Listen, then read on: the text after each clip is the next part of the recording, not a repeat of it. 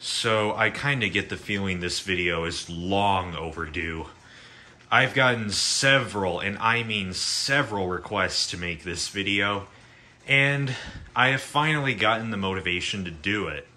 So, you might be wondering why we're focusing on the Colonial grandfather clock. This is going to be a rather special video, because in this video, I am going to be doing another in-depth look at this clock.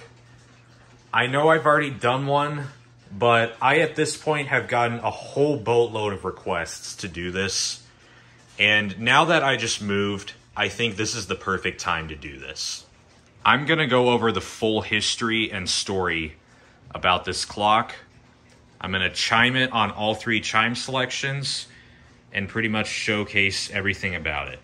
Because this clock means a lot to me, and it's one of my most popular clocks in my collection. So to begin, I'm going to get into how specifically I got this. So if you're a new viewer, I would recommend watching this, but if you've known me for a while, you probably already know how I've gotten this. But for new viewers, here it is.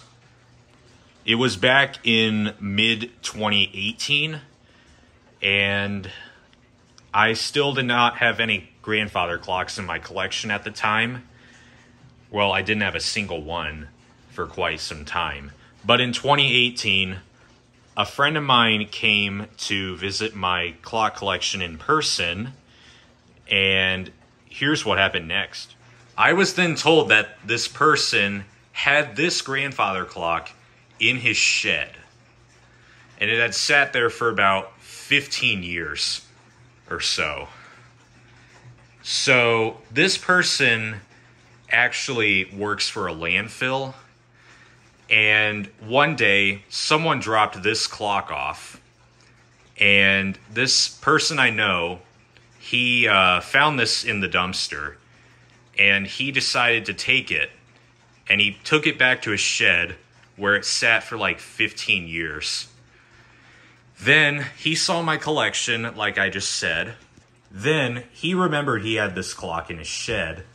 So I'd say maybe a week or so after he visited, he came over in his pickup truck with this clock and all the parts. And him and another friend of mine just hauled it down to our old basement. So yeah, that's one interesting story. And when I first got this thing, it was just filthy. The whole case was covered in gunk, cobwebs, dirt, you name it. Covered in scratches. The door was damaged, which I'll get into a little later. And yeah, this thing was just gross when I got it. And at that point, I wasn't sure what I was going to do with it. Then at that point, I finally got the urge, and I totally cleaned out the whole case. Just cleaned out the glass, made it look nice and shiny, and got the weights hung on, the pendulum, all of that stuff. I oiled up the movement, and at that point, this clock was working perfectly. However, the chimes were quite slow at first.